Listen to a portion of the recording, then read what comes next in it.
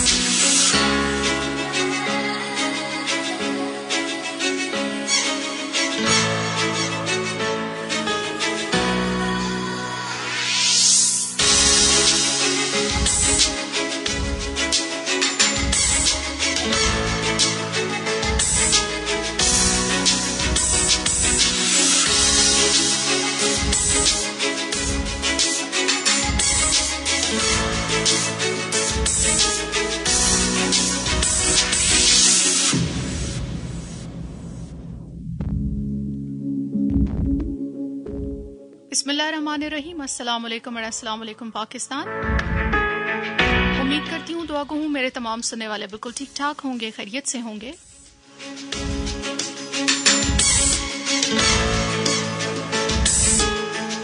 Programme है जी जिंदगी से प्यार, मुझे कमल कहते हैं, और प्रोग्राम में आप जैसे कि जानते हैं मनशियात के खिलाफ आगाही का ये प्रोग्राम है जिसमें हमारे साथ हमारे मेहमान भी होते हैं, मुख्तलिफ शोबा ज़िंदगी से ताल्लुक़ रखने वाले मेहमान हमारे साथ प्रोग्राम में होते हैं जिनसे हम मुख्तलिफ किस्म की बातें भी करते हैं। स्पेशली अगर हम ड्रग्स की बात करते हैं तो उस हवाले से आपको इन्फॉर्मेशन भी दी जाती है।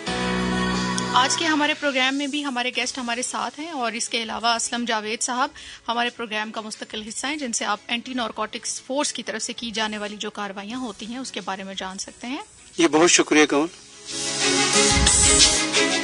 आज के अगर हम प्रोग्राम की बात करते हैं तो आज हमारे साथ मोहम्मद सगीर साहब हैं। आप क्लिनिकल साइकोलॉजिस्ट भी हैं और एक रिहैबिलिटेशन सेंटर में डायरेक्टर की जो जिम्मेदारियां हैं वो भी सरअंजाम दे रहे हैं। जी सगीर साहब, आपको प्रोग्राम में खुशामदीद कहते हैं। Thank you miss.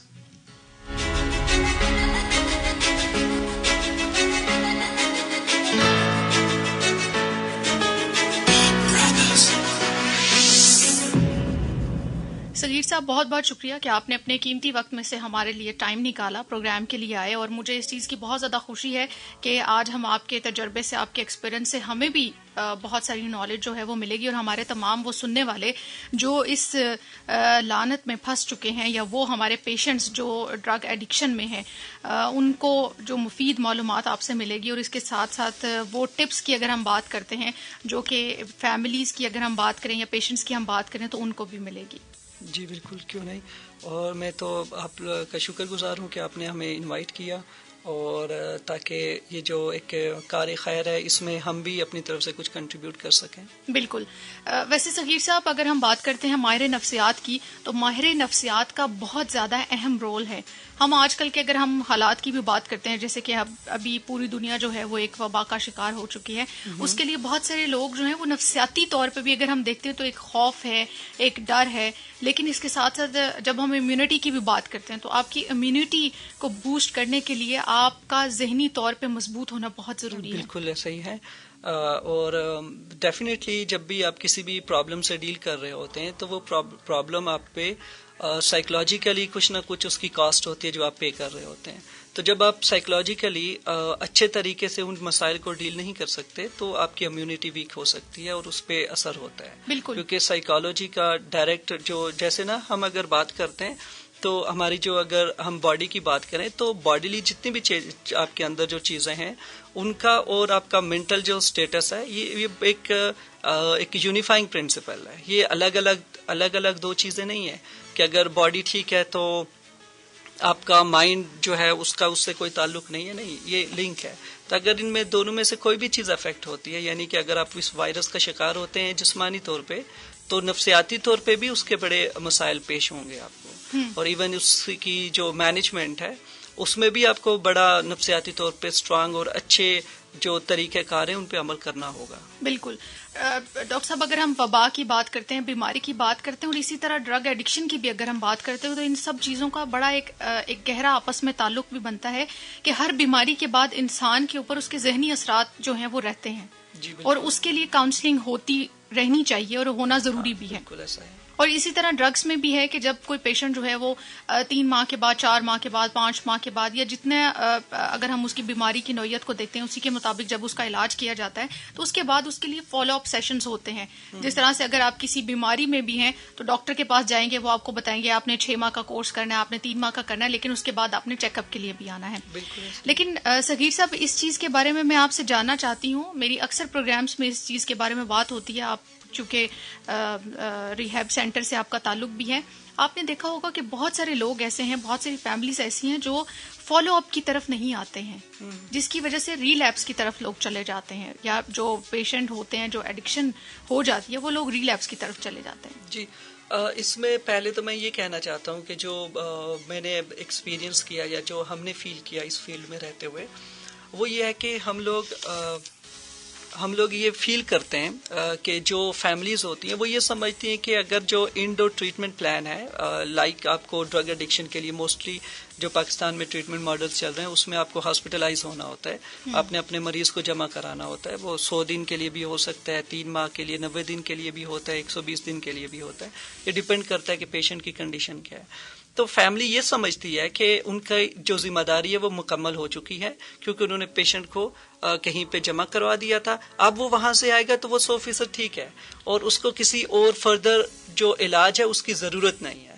تو یہ ایک سب سے بڑا رکاوٹ ہوتی ہے میرے لحاظ سے جو ہم نے ایکسپیرینس کیا، جس کی وجہ سے سلولی گریجولی، کیونکہ ڈرگ ایڈکشن جو ہے یہ اس میں انوائرمنٹ کے جو آپ کے ماحول ہے اور ماحول سے متعلق جو چیزیں ہیں وہ عوامل وہ اثر انداز ہوتے ہیں. تو سلولی گریجولی آپ ان عوامل کا شکار ہو جاتے ہو اور آپ کی جو ول پاور ہوتی ہے، جو آپ نے سیکھا ہوا ہوتا ہے، وہ آہستہ آہستہ آپ اس پہ عمل کرنا چھوڑ دیتے ہو. اور نتیجہ یہ نکلتا ہے پیشنٹ دوبارہ سے نشے کی طرف واپس چلا جاتا ہے اور جسے ریلیپس کہتے ہیں. بالکل. صغیر صاحب پروگرام میں جب مختلف شعبہ زندگی سے تعلق رکھنے والے لوگ ہمارے پاس آتے ہیں تو ان سب سے میں ان کے تجربے کے مطابق، ان کے ایکسپیرئنس کے مطابق جانتی ہوں کہ اس وقت آپ کو کیا لگتا ہے، کیونکہ آپ فیلڈ میں کام کر رہے ہیں، کون سی ایسی وجوہات ہیں، کون سے ایسے عوامل ہیں جس کی وجہ سے لوگ ڈرگس کی طرف آ رہے ہیں؟ کیونکہ آپ جو ہیں وہ ایسے لوگوں کو ڈیل بھی کر رہے ہیں، آپ ایسی فیملیز کے ساتھ بھی ملتے ہیں. آپ نے اب تک جو آپ نے اپنے ایکسپیرینس میں دیکھا ہے، ایسے کون سے عوامل، ایسی کون سی وجوہات ہیں جو سب سے زیادہ آپ کو لگتا ہے کہ اب لوگوں کو ڈرگس کی طرف لے کے جا رہے ہیں؟ مختلف فیکٹرز ہیں یا مختلف قسم کے عوامل ہیں جو کہ کنٹریبیوٹ کر رہے ہیں ڈرگ ایڈکشن میں، لیکن کامن جو چیزیں ہیں وہ میں ناظرین کے سامنے رکھنا چاہوں گا کہ وہ ان چیزوں پہ کنسیڈر کر سکتے ہیں. اس میں سب سے پہلی جو ہے جو چیز ہوتی ہے وہ ایکسپیریمنٹیشن ہے. جو ہماری یوتھ ہے انہیں یہ فیل ہوتا ہے کہ جو ڈرگ ایڈکشن ہے یا جو ڈرگز ہیں بیسیکلی ان کی نظر میں ڈرگز کوئی ڈیزیز نہیں ہے، ٹھیک ہے، اور اسے ایک تفریح کے طور پہ استعمال کرنا چاہتے ہیں اپنی انجوائمنٹ کے لیے، مزے کے لیے، فن کے لیے نا. جی. تو ان کی یہ جو پارٹیز ہوتی ہیں یا فن اور انجوائمنٹ کرنے کے جو طریقے ہوتے ہیں بیسیکلی وہاں پہ پرابلمز ہوتی ہیں کہ وہ اسے ریکریشنل یوز کے لیے استعمال کر رہے ہوتے ہیں ڈرگس کو، اور نتیجہ یہ نکلتا ہے کہ یہ منشیات ان کی زندگی کو تباہ کر دیتی ہیں. ایک تو سب سے بڑی کامن وجہ یہ ہے. تو جب ایکسپیریمنٹیشن ہوتا ہے تو فرسٹ جو یوز ہوتا ہے وہ بڑا پلیئریبل ہوتا ہے، ٹھیک ہے.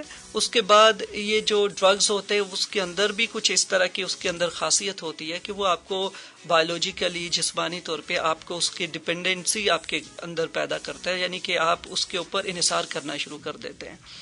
پلیئر جو ہوتا ہے انسان کی نیچر ایسی ہے کہ انسان ہمیشہ مزے کی طرف راغب ہوتا ہے نا، اس کے اندر یہ نیچرل ایک ٹینڈنسی ہے، ایک رجحان پایا جاتا ہے. تو یہ ایک تو بایولوجیکلی آپ کے اندر ڈیپینڈنسی کاز ہو رہی ہے. آپ ریپیٹڈ جب یوز کرتے ہو، ایک فرسٹ یوز کیا، سیکنڈ یوز کیا، تھرڈ یوز کیا، اس کے بعد آپ کی باڈی بھی اس کو کریو کرتی ہے کہ آپ کے جسم کی ضرورت ہونا شروع ہو جاتی ہے. سیکنڈلی آپ کے اندر آپ کے ذہن میں ایک اس کا پلیئر یا جو مزہ ہے وہ بھی آپ کے ذہن میں رہا ہوتا ہے.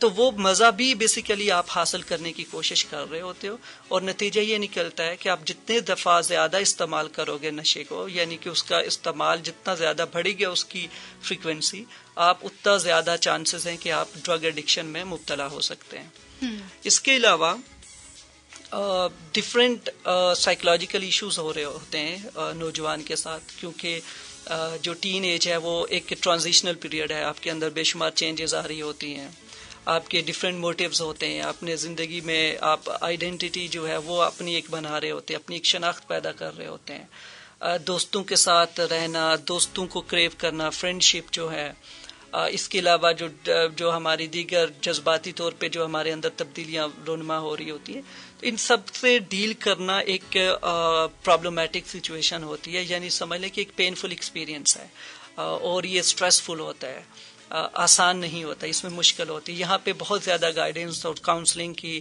ایون سائیکو تھراپی کی ضرورت ہوتی ہے. اور ایک اور رکاوٹ جو میں دیکھتا ہوں، ایک سٹیگما ہے ہماری پاپولیشن میں، اس کو ایڈریس کرنے کی بہت ضرورت ہے. وہ یہ ہے کہ ہم لوگ سمجھتے ہیں کہ ماہر نفسیات کے پاس جانا اس چیز کی علامت ہے کہ آپ ذہنی طور پہ ٹھیک نہیں ہو، یا آپ ذہنی طور پہ مفلوج ہو، کچھ بھی نام آپ دے سکتے. ایون آپ اپنے آپ کو شاید اس کے پاس جانے کو کنسیڈر کرو گے کہ میں شاید مینٹلی ایک ذہنی مریض ہوں یا پاگل شخص ہوں جو ماہر نفسیات یا کسی سائیکیٹرسٹ کو وزٹ کر رہا ہوں. یہ بڑا کامن سا لفظ ہے جو استعمال کیا جاتا ہے. یہ سب سے بڑی رکاوٹ ہے. ہمیں اس رکاوٹ کو ڈیل کرنا ہوگا، کیونکہ ماہر نفسیات کے پاس جانا، آپ اپنی زندگی کو جس لحاظ سے چلا رہے ہو اس کو اور بہترین کر سکتے ہو. یعنی کہ آپ اپنی جو ریفائنمنٹ ہے، مورل ریفائنمنٹ کہہ سکتے ہیں، سائیکولوجیکل یا مینٹل ٹفنس کہہ سکتے ہیں، کوئی بھی نام دے سکتے ہو. یعنی کہ آپ ذہنی صحت کو مزید بہتر کرنے کے لیے اور زندگی کے معاملات کو اچھے سے اس کو ڈیل کرنے کے لیے آپ ماہر نفسیات کی خدمات حاصل کر سکتے ہیں. تو یہ ایک بڑی رکاوٹ ہے جو پیش آ رہی ہے. تو جو ٹین ایج ہوتی ہے وہاں پہ ضرورت ہوتی ہے ہماری نفسیات کی، اور وہ چیزیں وہاں سے غلط ہو جاتی ہیں. یعنی کہ جو معلومات بچے کو اچھے طریقے سے اور سائیکولوجیکلی ہیلدی جو اس کے میتھڈز ہیں اس کے تھرو ملنی چاہیے، وہ ایک نیگیٹو طریقے سے اپنے دوست احباب سے یا ان لوگوں سے حاصل کر رہا ہوتا ہے جو کہ اس کے ماہر نہیں ہوتے. اور سبب اور نتیجہ یہ نکلتا ہے کہ بچے مختلف قسم کے منشیات کے استعمال کی طرف نکل پڑتے ہیں. تو یہ جو سائیکولوجیکل سٹریسز ہوتے ہیں جو ہمارے اوپر، یہ سٹریسرز بیسیکلی کئی دفعہ کچھ لوگوں میں لیڈ کرتے ہیں، اگر آپ انہیں اچھے سے ڈیل نہ کریں گے تو وہ لوگ اس سائیکولوجیکل پین کو ڈیل کرنے کے لیے منشیات کا استعمال بھی کرتے ہیں. تو یہ ایک اور سیکنڈ جو کامن فیکٹر ہے جو پایا جاتا ہے. اور اس کے علاوہ پیئر پریشر ہے، کنفارمیٹی ہے، آپ جس گروپ میں رہنا چاہتے ہو، جس کو آئیڈیلائز کرتے ہو، میں بھی اس گروپ کی ویلیو ہو کہ سگریٹ پینا ہے. تو یہ وہ گیٹ وے ہے نا سگریٹ اور اس طرح کی چیزیں، کہ آپ ایک ڈرگز کی دنیا میں جانے کا ایک راستہ ہے. تو یہ ساری چیزیں کمپلیکس میکانزم ہے یا فیکٹرز ہیں جو کہ آپ کو ڈرگز کی طرف لے کے جا سکتے ہیں. اس کے علاوہ انسان کی اپنی جو اس کی بایولوجیکل پریڈسپوزیشن ہے وہ بہت کنٹریبیوٹ کرتی ہے کہ کس شخص نے ایڈکٹ ہونا ہے اور کس شخص نے صرف یوز کر کے یا ایک دو ٹرائی کر کے اس کے بعد چھوڑ بھی دیتے ہیں. زیادہ تر لوگ ڈفرینٹ ہیں، آپ مطلب پن پوائنٹ نہیں کر سکتے کہ کون سا فیکٹر کنٹریبیوٹ کرتا ہے. یہ ایک جو انڈیویجول ہوگا آپ اس کی ہسٹری سے آپ ڈٹرمن کر سکتے ہیں کہ ایسے کون سے فیکٹرز تھے جو اس انسان کو یا اس انڈیویجول کو ڈرگز کی طرف لے کے گئے. تو وہ اس کی ہسٹری ڈٹرمن کرے گی کہ کون سے فیکٹرز ہیں. تو فیکٹرز بے شمار ہیں اور مختلف قسم کے ہیں. ایون آپ کی جو انڈر گریٹیفیکیشن ہے وہ کاز کر رہی ہوتی ہے، یعنی کہ اگر آپ زندگی کے جو وسائل کی کمی ہے یا قلت ہے، ان امپلائمنٹ ہے، اور جو اس طرح کے مسائل ہیں وہ بھی کنٹریبیوٹ کر سکتے ہیں. ایموشنل ٹراما، ایموشنل پینز، یہ ساری چیزیں. جی ابھی جیسے آپ نے یہ انسان کے ایموشنز کی بات کی، تو میں ابھی آپ کی بات سن کے یہی سوچ رہی تھی، اس وقت جو ہے وہ ہم لوگ چونکہ سب کے سب ایک وبا کا بھی شکار ہیں، اس کا بھی ہماری زندگی پہ بہت زیادہ گہرا اثر ہے نفسیاتی طور پہ بھی. میں نے پچھلے چند دنوں میں بہت سے لوگوں کو بہت زیادہ پریشان دیکھا ہے. چاہے اگر ہم اپنے معاشی حالات کی بات کرتے ہیں، ہم دنیا کے حالات کی بات کرتے ہیں، ملکی حالات کی بات کرتے ہیں، تو بہت سارے لوگ جو ہیں وہ اس چیز سے بھی کافی زیادہ پریشان ہیں. ہاں دیکھیں، اگر ہم ایک جنرل اپروچ رکھتے ہیں اس کرونا سے ریلیٹڈ، اس وبا سے ریلیٹڈ اگر سمجھنے کی، تو ایک جنرل اپروچ یہ ہے کہ ہم ایک بیماری سے ڈیل کر رہے ہیں. ٹھیک ہے، مطلب کہ ہماری چاروں طرف ایک وائرس ہے جسے ہم نے ڈیل کرنا ہے. یہ ایک کانسٹنٹ پریشر ہے آپ کے اوپر سائیکولوجیکل، کہ آپ نے باہر جانا ہے تو ان ایس او پیز پہ، جیسے جو بھی اس کے حفاظتی بچاؤ کے جو طریقے ہیں حکومت جو بتائے جا رہے ہیں، جو ہم میڈیا پہ دیکھتے ہیں، جو ہم نے خود سے پڑھا ہوا ہے اس وائرس سے ریلیٹڈ، ہم اس پہ عمل کرنا ہے. ایک تو یہ سٹریس ہے کہ ہم نے دور رہنا ہے، بچنا ہے. اور سیکنڈلی جب آپ ایک ایسی سچویشن میں ہو کہ آپ اپنا کام کاج، آپ نے اپنی ایکٹیویٹیز، آپ کی جو روٹین کی جو سرگرمیاں تھیں، آپ نے اس کو بھی روکا ہوا ہے. تو جب آپ نے ان کو بھی روکا ہوا ہے تو وہ بھی ایک ایڈیشنل سٹریس ہے آپ پہ. بے شمار لوگ ہیں وہ گھر بیٹھے ہوئے ہیں، ان کا کام کاج نہیں چل رہا. ایک فائنینشیل برڈن بننا جا رہا ہے آپ پہ. سیونگز کب تک کام کریں گی، کیونکہ کوئی ٹائم لائن نہیں ہے کرونا کی کہ کرونا اتنے ڈیز میں ختم ہو جائے گا. آپ نے ایک وائرس کے ساتھ ڈیل کرنا ہے. تو بے شمار چیزیں ہیں، آپ نے گھر پہ بیٹھے ہوئے.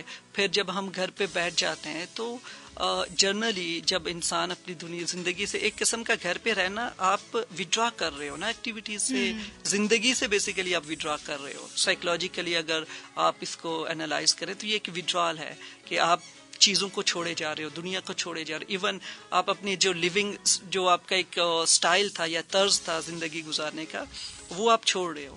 تو جب اس طرح کی آپ کی انوائرمنٹ ایسا بن جاتا ہے تو آپ بیسیکلی جو ڈپریشن ریلیٹڈ سمٹمز ہیں، آپ ان کو زندہ وہ ہیں آپ کے اندر، یا آپ ان پہ عمل کیے جا رہے ہو. تو اس لیے ضروری ہے کہ آپ بہت انرجیٹک رہیں، انڈور گیمز پہ رہیں، آپ کوئی ایکسرسائزز وغیرہ کریں جو وداؤٹ اکوپمنٹس آپ کر سکتے ہیں. ضروری نہیں ہے کہ آپ کو اس کے لیے جم جانا ہوگا. امیونٹی کو بوسٹ کرنے کی جو چیزیں ہیں، فروٹ ہے، ڈائٹ ہے، اپنی سلیپ ہے، اس کو اچھا رکھیں. تو اپنے آپ کو جو آپ کا ایک انوائرمنٹ ہے، امیجیٹ انوائرمنٹ، یعنی کہ جو آپ کا گھر ہے، آپ اس گھر میں پراپر تیار ہو کے رہیں. یعنی کہ آپ نے اپنی ایکٹیویٹیز زندگی کو وہاں پہ آپ نے میں نے خود دیکھا ہوا ہے کہ لوگوں کا یہ ٹرینڈ بن چکا ہے کہ ہم تو شاید لوگ منہ بھی نہیں دھونا چاہتے نا کہ کیا ہے کچھ اٹھنا ہی نہیں ہے, کوئی ٹائمنگز نہیں ہے, سارا دن سوتے رہتے ہیں.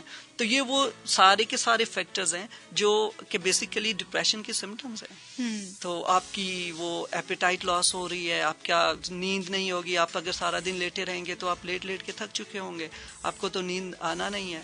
تو یہ ساری چیزیں جو آپ نے اپنی طرز زندگی بدلنا ہے تاکہ آپ کی امیونٹی, آپ کا جو سائیکولوجیکل ہیلتھ ہے وہ بہتر ہو, اور آپ کو جو آپ کا انوائرمنٹ جو اویلیبل چیز ہے اس پہ آپ کی انٹرسٹ ڈیولپ ہو اور ایک کنٹرول فیل کریں. بیسیکلی ہمارا پرسپیکٹو یہ ہے کہ ابھی ہم اگر اس ڈیزیز کی اگر بات کرتے ہیں تو اس کرونا کی وجہ سے ہمارا پرسپیکٹو یہ بن چکا ہے کہ ہم ان چیزوں کو فوکس کیے ہوئے ہیں جو آؤٹ آف کنٹرول ہیں, جو ہمارے اختیار میں نہیں ہے. لائک وائرس کب ختم ہوگا, جاب کیسے ملے گی, یا کاروبار دوبارہ کیسے ریسٹور ہوگا, ان چیزوں پہ فوکس کیے ہوئے ہیں جو ابھی ہمارے کنٹرول میں نہیں ہے. حالانکہ ابھی جو فوکس ہے وہ یہی ہے کہ ہم نے اپنے آپ کو اس سچویشن سے ایک سروائیول تھریٹ ہے ہمارے لیے, تو ہم نے اس کو ڈیل کرنا ہے. اپنی فیملی کو کیسے پروٹیکٹ کر سکتے ہیں, اپنی امیونٹی کیسے بوسٹ کر سکتے ہیں, اپنا جو آپ کی ٹائمنگز ہیں یا آپ کا جو وقت ہے آپ کے پاس اس کو کیسے یوٹیلائز کر سکتے ہیں.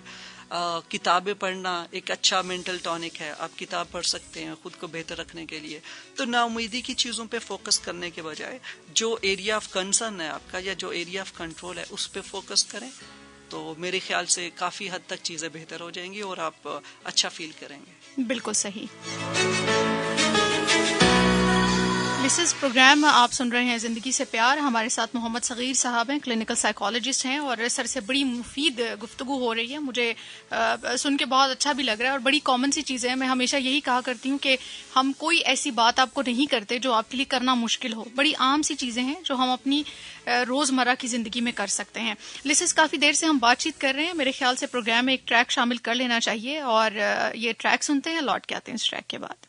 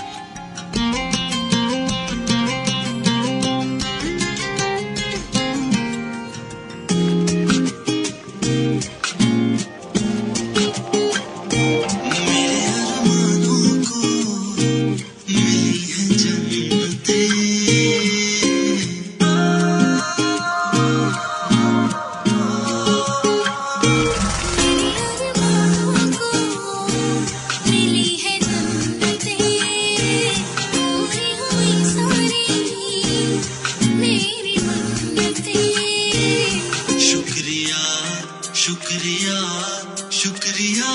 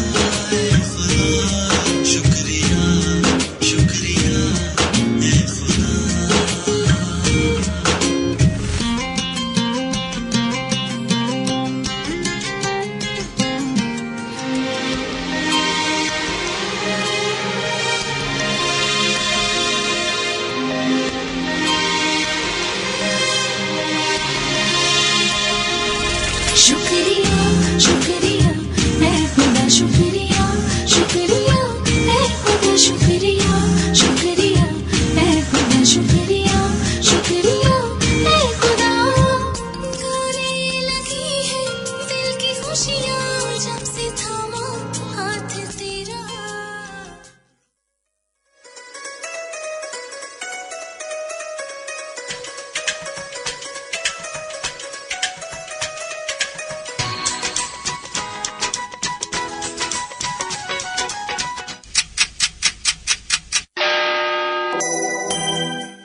Time check. It's 3:30 p.m.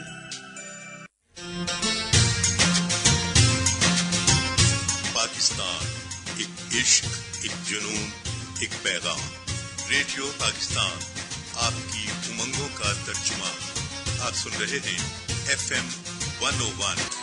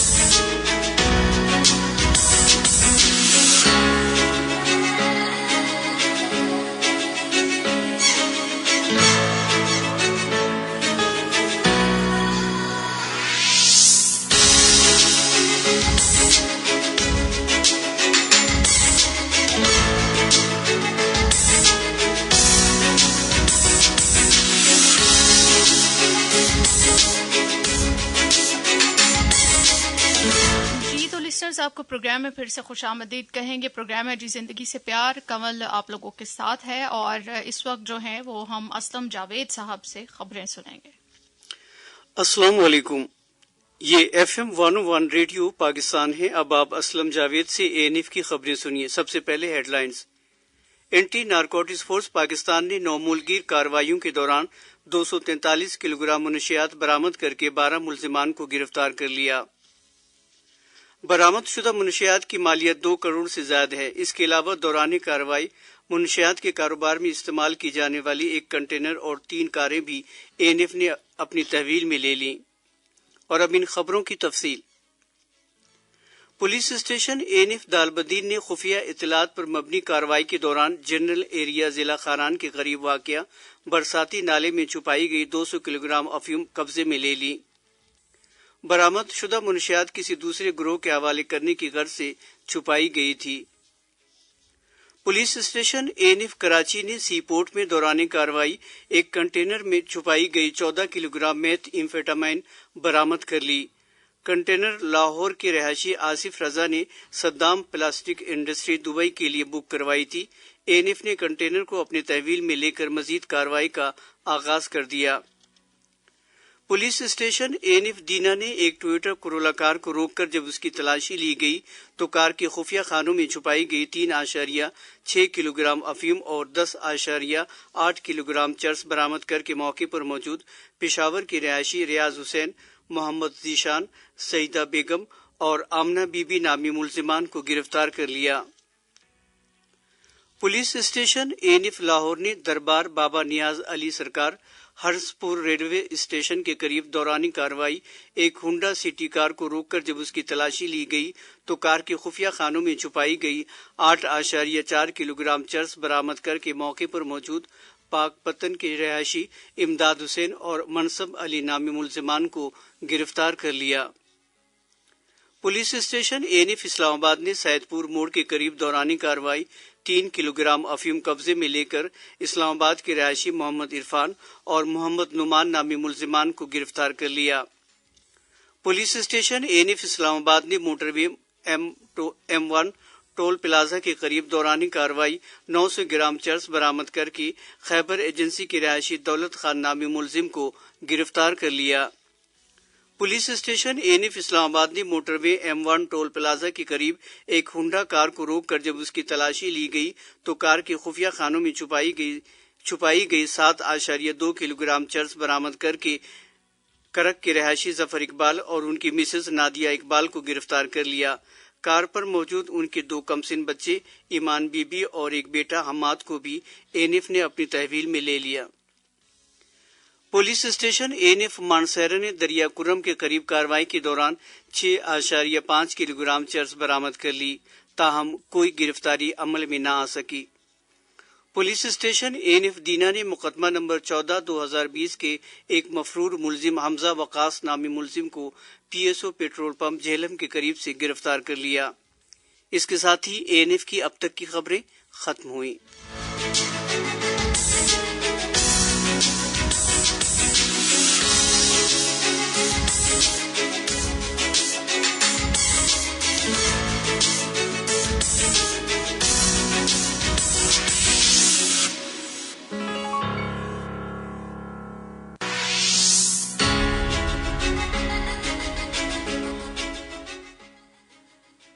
Listeners, आप जैसे कि जानते हैं कि आज हमारे प्रोग्राम में हैं डॉक्टर मोहम्मद सगीर साहब। आप क्लिनिकल साइकोलॉजिस्ट हैं, माहिर नफ्सियात हैं आप। और सगीर साहब, मैं आपसे एक बहुत अहम सवाल जो है वो हमेशा हमारी बहस में भी रहता है कि जब हम अपनी सोसाइटी की बात करते हैं, हम अपने माशरे की बात करते हैं, वो लोग जो ड्रग एडिक्शन में आ जाते हैं, फैमिली का एक अपना रोल होता है। उस पेशेंट का, उसके पेशेंट का, उसके फ्रेंड्स का अपना एक रोल होता है। जब हम सोसाइटी की बात करते हैं, हम अपने आसपास की बात करते हैं, उनका बड़ा अहम रोल बनता है। जबकि मैंने कई ऐसे लोगों को देखा है, अगर हम रिलैप्स की बात करते हैं तो आपने भी देखा होगा कि जो आपके आसपास के लोग होते हैं, जो माहौल होता है, वो उस इंसान को उस तरह से मोटिवेट कर ही नहीं पाता। बिल्कुल ऐसा ही है।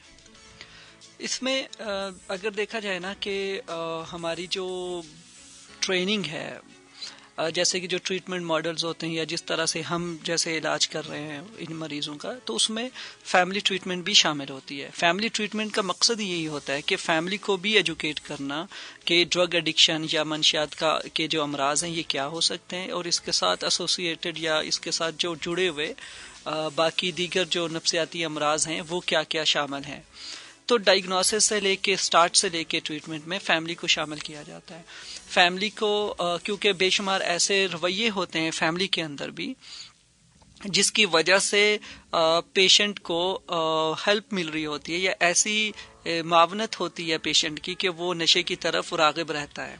अगर आप उन्हीं जो अवामल हैं उन्हें अगर आप रिवर्स कर दें तो फैमिली एक अच्छा टूल है आपके पास। आप पेशेंट को उसका इन्वायरमेंट को स्ट्रक्चरल चेंजेस करने के लिए, उसके अंदर तब्दीलियां लाने के लिए, ताकि वो माहौल इस तरह से क्रिएट किया जाए, दोबारा से उसको इस तरह से तरतीब दी जाए ताकि वो ज़्यादा जो है वो सोब्राइटी ही या नशे के बगैर रहने का जो एक लाइफ स्टाइल है या तर्ज ज़िंदगी है उसको ज़्यादा वो इनकरेज करे एज कम्पेयर टू जो आपका कह सकते हैं आपके ड्रग यूजिंग बिहेवियर होते हैं, उनको डिस्करेजिंग होनी चाहिए।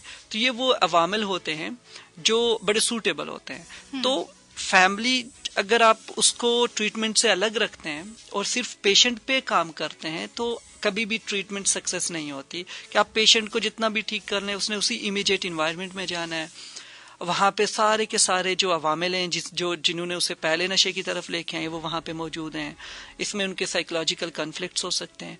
और आप बेहतर जानती होंगी कि ऐसा भी है कि जो पेशेंट होते हैं जब वो मंशियात की इस लत में होते हैं तो बेशुमार चीजें उन्होंने खराब की होती हैं। तो उनके रिश्ते, उनके ताल्लुकात फैमिली के साथ और एक्सटेंडेड फैमिली मेंबर्स के साथ वो सारे खराब हुए होते हैं। बेशुमार चीजें होती हैं, बहन भाइयों के झगड़े हुए होते हैं और बेशुमार मसाइल होते हैं। इवन बेशुमार उन्होंने कमिटमेंट्स की होती हैं जो कि खराब हो चुकी होती हैं। और मैंने ज्यादातर केसेस में डॉक्टर साहब एक चीज ये भी देखी है, पूरी फैमिली जो है ना, बहुत कम केसेस में देखा है कि सपोर्ट कर रही होती है। कहीं पे सिर्फ वालिद सपोर्ट कर रहे होते हैं, बाकी बहन भाई नहीं कर रहे होते। कहीं पे सिर्फ वालदा कर रही होती हैं, बाकी फैमिली मेंबर्स नहीं सपोर्ट करते। कहीं पे पेरेंट्स नहीं कर रहे होते लेकिन बहन भाई सपोर्ट कर रहे होते हैं। کئی ایسے پیشنٹس کو وہی جس طرح آپ نے کہا کہ انسان اپنے رشتوں کو بھی بہت زیادہ خراب کر چکا ہوتا ہے. تو اس کی وجہ یہ ہے نا کہ جو سپورٹ پوری طرح سے کیوں نہیں ہے. ہمیں 360 ایک پروٹوکول چاہیے ٹریٹمنٹ کے لیے. اس میں فیملی کے ہر ایک ممبر کو اپنے انڈیویجولی اگر آپ اسس کرتے ہو نا, جیسے کہ انسائٹ اسس کرتے ہیں, پیشنٹ جب آتا ہے تو فیملی بھی آتی ہے, تو آپ کو پتہ چل جاتا ہے کہ کون کون لوگ کس لیول پہ اس ڈیزیز کو سمجھ رہا ہے, کون کون کتنا موٹیویٹڈ ہے.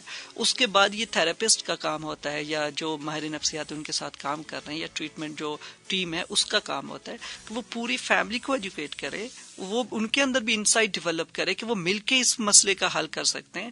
اکیلے علاج میں ڈال دینا یا ایڈمٹ کروا لینا اس بیماری کا حل نہیں ہے یا اس کا علاج نہیں ہے. علاج میں اس کے بعد کے بھی مراحل ہیں اور یہ ایک کنٹینیوس پروسیس ہے اور یہ ایک عمل ہے جو جاری رہنا ہے.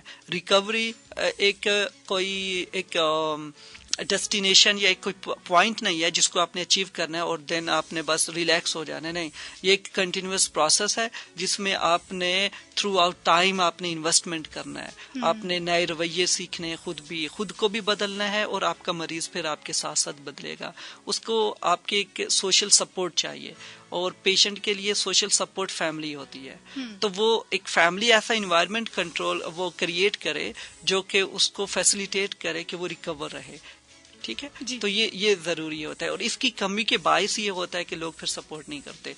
سب الگ الگ ہوتے ہیں اور آپ جیسے آپ نے دیکھا ہوگا نا, جو اتفاق ہوتا ہے یا یونٹی ہے اس میں بڑی پاور ہوتی ہے. آپ اکیلے کوشش کر رہے ہوتے ہیں پیشنٹ کو ٹھیک کرنے کی اور سارے کے سارے جو ہے ناکام ہوتے ہیں. اور وہی اگر ایک combine effort who as a group, ایک یونٹ, ایک ٹیم بن کے, اور تو پھر آپ دیکھیں کتنی اچھے سے آپ انٹروین کر سکتے ہیں اپنے لوڈ ون کی لائف میں نا, اور آپ پھر ایک فروٹفل ریزلٹس بھی ہوں گے اور کامیابی بھی ہوتی ہے. ایسا نہیں ہے کہ ڈرگ ایڈکشن ٹریٹمنٹ جو ہے وہ ایک ریلیپسنگ ڈیزیز ہے تو اس کا کوئی علاج نہیں ہے. نہیں, ایسا نہیں ہے.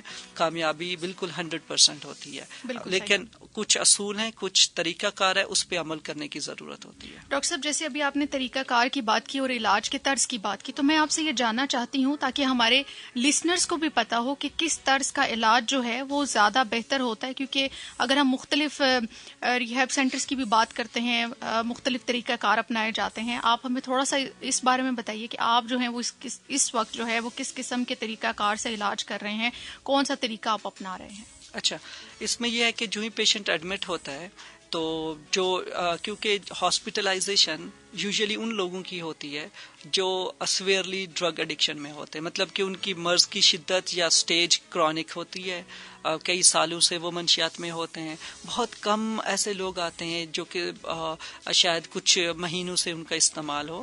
تو یہ ڈپینڈ کرتا ہے کہ کتنی پرابلم کتنے ٹائم کا ہے, ڈیوریشن کتنا ہے, اور اس کی وجہ سے کیا کیا پرابلمز کنٹریبیوٹ ہو چکے ہیں اس کی زندگی میں. تو سب سے پہلے ڈیٹاکسیفیکیشن ہوتا ہے جس میں کچھ آپ کو میڈیسن یا ادویات دی جاتی ہیں اور ان ادویات کی بیس پہ آپ کے اندر جو فزیکل ڈپینڈنسی ہے, کریونگ ہے, ٹالرنس جو آپ نے ڈیولپ کیا ہوا ہے اس سے ڈیٹاکس کرتے ہیں اس ڈرگ کو. یہ ایک پروسیس ہے تاکہ وہ بعد میں سائیکو تھراپی کے لیے اچھے سے وہ کر سکے, کیونکہ اگر وڈرال میں کوئی اگر وڈرال سے سفر کر رہا ہے اور وڈرال مینجمنٹ نہیں ہے آپ کے پاس, آپ اس کے ساتھ سائیکو تھراپی نہیں کر سکتے. اچھا ڈاکٹر صاحب, ابھی آپ نے وڈرال کا لفظ استعمال کیا تو میں چاہوں گی کہ ہمارے لسنرز کو تھوڑا اس بارے میں بھی بتائیے کہ اگر کچھ پیشنٹس ایسے ہوتے ہیں کہ ان کے پیرنٹس یا فیملی جو ہے وہ پیشنٹ کو گھر میں ہی پہلے سے اپنے گھر میں ان کا علاج کرنا شروع کر دیتے ہیں, تو یہ وڈرال کے بارے میں بتائیے تاکہ ان کو پتا ہو کہ یہ سچویشن یا یہ سمٹمس وڈرا کے ہیں. اچھا, ہوتا یوں ہے کہ جب ہم کوئی بھی شخص ہے اگر وہ ڈرگ استعمال کیے جا رہا ہے اور اس کے اندر ڈرگ ایڈکشن ڈیولپ ہو چکی ہے, یعنی کہ بایولوجیکلی ڈپینڈنسی ٹالرنس ڈیولپ ہو چکا ہے اس اسپیسیفک سبسٹانس پہ, وہ ہیروئن ہو سکتی ہے, کینابس ہو سکتا ہے جسے ہم چرس کہتے ہیں, ایمفیٹامین ہے, تو مختلف قسم کے مختلف ڈرگز ہیں, الکوہل ہے, اس میں شراب ہے. تو ہر ایک کے وڈرال اس ڈرگ کی جو کوانٹٹی ہے, اس کی جو مقدار ہے, اس پہ ڈیپینڈ کرتا ہے کہ آپ کتنی مقدار میں اور کتنے ٹائم سے لے رہے ہو.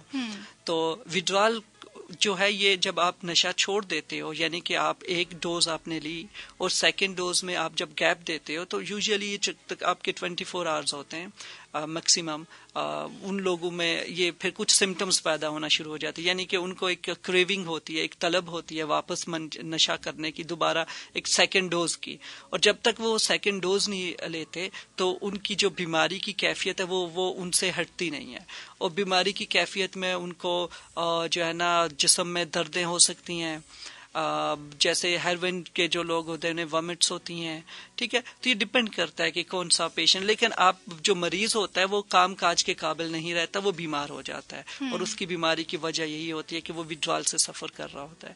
اس کو مینج کرنے کا اس وقت یہ طریقہ ہوتا ہے کہ وہ دوبارہ نشہ کرتے ہیں، اور جو ہی نشہ کرتے ہیں تو وہ پھر دوبارہ سے ریکور ہو جاتے ہیں. یعنی کہ آپ جب منشیات کے بغیر رہتے ہو تو آپ بیمار رہتے ہو، جب آپ منشیات یا نشے کا استعمال کر لیتے ہو تو آپ جو ہے وہ ٹھیک ہو جاتے ہو، نارمل ہو جاتے ہو. یہ اسی کو ڈپینڈنسی ہم کہہ رہے ہیں کہ آپ ڈپینڈنٹ ہو کسی سبسٹانس پہ، اس کے بغیر آپ کی نہ نیند آتی ہے، اس کے بغیر نہ تو آپ اچھا فیل کرتے ہو، اریٹیبلٹی، غصہ، جھگڑے، چھوٹی چھوٹی باتوں پہ بھڑک اٹھنا، یہ ساری کی ساری اس طرح کی سمٹمز ہیں. اچھا، اسی طرح سے کچھ سمٹمز ہوتی جو انٹاکسیکیشن کی ہوتی ہیں، وہ الگ چیز ہوتی ہے، وڈرال وہ نہیں ہوتا. لائک جب آپ ڈرگ کرتے ہو اس کے بعد کچھ لوگوں کو ایسے علامات پیدا ہوتے ہیں، یعنی کہ وہ وہمی ہو جاتے ہیں، شک کرنا شروع کر دیتے ہیں، بہت اگریسو ہو جاتے ہیں. ایون اس طرح کی کنڈیشن میں وہ لوگوں کی زندگی کا نقصان بھی کر سکتے ہیں، خود کو نقصان پہنچا سکتے ہیں، کیونکہ وہ ڈیلوژنل ہوتے ہیں، اس وقت انہیں وہم میں ہوتے ہیں، ہیلوسینیشنز ہو رہے ہوتی ہیں، ایسے ایکسپیرینسز یا ایسے تجربات ہوتے ہیں ان کے جس میں ریالٹی انہیں سامنے نہیں ہوتی کہ حقیقت کیا چل رہی ہے، اور وہ انہیں ایکسپیرینسز کو پہ عمل کیے جا رہے ہوتے ہیں. تو یہ وہ مختلف قسم کی کنڈیشنز ہیں جو فیملی دیکھ سکتی ہے، اور یہ روٹین کی یا معمول کی باتیں نہیں ہوتی، یہ ایکسٹریم ہوتی ہیں. تو انہی کے پیش نظر پیشنٹ کو وہ فیملی لے کے آتی ہے ایڈمیشن کے لیے. تو جب ہمارے پاس ایڈمیشن کے لیے آتے ہیں تو سب سے پہلے ہم جو ان کی یہ پریزنٹنگ کمپلینٹس ان کو کہتے ہیں نا، جو علامات وہ لے کے آتے ہیں ہمارے پاس، ان علامات کے پیش نظر ان کی سائیکیٹرک انٹرونشن ضروری ہوتی ہے. اور سائیکیٹرک انٹرونشن کے ساتھ ساتھ یعنی کہ جو ادویات دی جاتی ہیں ان کے ساتھ ساتھ پھر جیسے وہ تھوڑا سا سٹیبل ہوتے ہیں تو ہم ان کے ساتھ سائیکو تھراپی سٹارٹ کرتے ہیں، انہیں انسائٹ ڈیولپ کرتے ہیں کہ وہ اس علاج میں ہے، کیسے اسے ایکسیپٹ کرنا ہے، ان کی میٹنگ اسکیجول کرتے ہیں، ان کی ٹریٹمنٹ سٹارٹ ہو جاتا ہے. تو یہ پھر پروسیس ہوتا ہے، 100 days کا پروسیس ہے، اس میں یہ ساری ٹریٹمنٹ ان کے ساتھ چلے گی. ان کے جو ٹریگرز ہیں یا جو عوامل ہیں جن کی وجہ سے وہ منشیات میں آئے ہیں ان کو ڈیل کیا جاتا ہے. اگر کسی کو کوئی سائیکیٹرک کو ماربڈ ڈس آرڈر ہے یا کوئی نفسیاتی مرض ہے نشے کے ساتھ تو اس کو بھی ڈیل کیا جاتا ہے.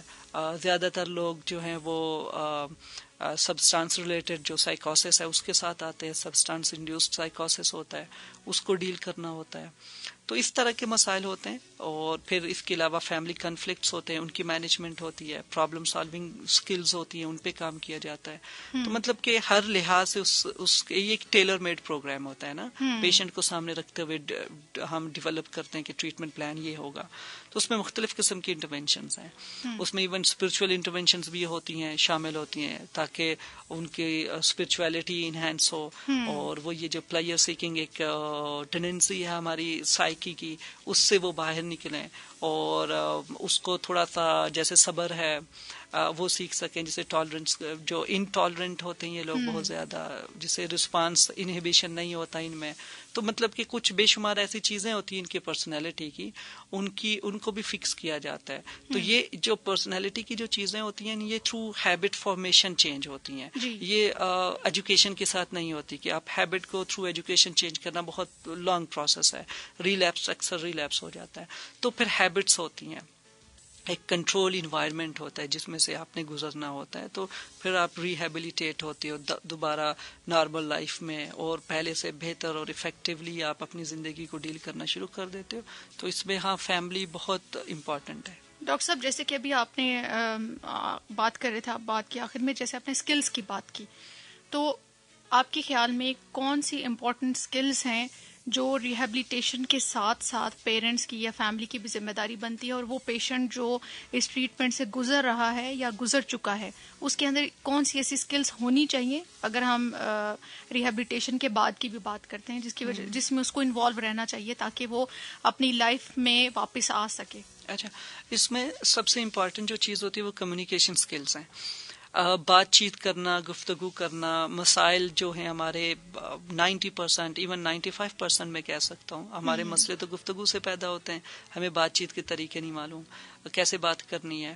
ہم ایک ٹھیک کام جو چل رہا ہوتا ہے اپنی گفتگو سے یا اپنے جو طریقہ بات یا اپنے جو ویوز ہیں جو آپ کے ذہن میں جو ہے اس کو کمیونیکیٹ نہ کر سکنے سے پیدا ہو جاتے ہیں.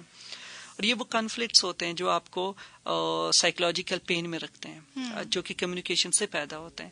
تو افیکٹو کمیونیکیشن سکلز ہوتی ہیں. سب سے پہلے ہم اس پہ کام کرتے ہیں کہ پیشنٹ بات چیت کرنا سیکھ جائے، یعنی کہ جذبات کو آپ جب بات کرو تو لاجیکلی کیسے بات کرنی ہے، ایموشنز کو کیسے، ایموشنل مینجمنٹ بھی ساتھ ساتھ ہوتے ہیں جس میں سب سے امپورٹنٹ اینگر مینجمنٹ ہے، کیونکہ موسٹ آف جو ہمارے میکسیمم یا زیادہ تر عام جو ہمارے مسائل ہوتے ہیں وہ غصے کے وجہ سے پیدا ہو رہے ہوتے ہیں. تو غصے کی جو مینجمنٹ ہے کیسے کرنی ہے، غصے کو کیسے ڈیل کرنا ہے، یہ سکھایا جاتا ہے. اس کے ساتھ ساتھ پرابلم سالونگ سکل سکھائی جاتی ہیں کہ مسئلے کا حل، کیونکہ زیادہ تر لوگ ہمارا جو چاہے وہ بیمار ہیں، یہ منشیات کے عادی ہیں یا نہیں ہیں، نارمل پاپولیشن میں بھی یہ پرابلمز، یہ مسائل پائے جاتے ہیں کہ ہم سارے جو مسئلے ہیں ہم انہیں سمجھتے ہیں کہ وہ سب ایک جیسے ہیں اور ان کا سلوشن بھی سب ایک ہی ہے. تو ہم سارے مسئلے کو جو ہے نا ایک مسئلہ سمجھتے ہیں اور اس کا سلوشن صرف غصہ سمجھتے ہیں کہ ہم چیخیں گے چلائیں گے تو معاملات ٹھیک ہو جائیں گے.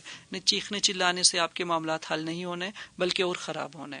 تو یہ جو اپ سیٹنگ ایونٹس ہوتی ہیں یا چیزیں ہوتی ہیں، ان کو افیکٹو ان کی مینجمنٹ اور ڈیل کرنا یہ بہت ضروری ہے کہ ایک جو ٹریٹمنٹ سے گزر رہا ہو وہ ان چیزوں کو اچھے سے سیکھ لے، کیونکہ اس کے بعد اس نے ان کو امپلیمنٹ کرنا ہے.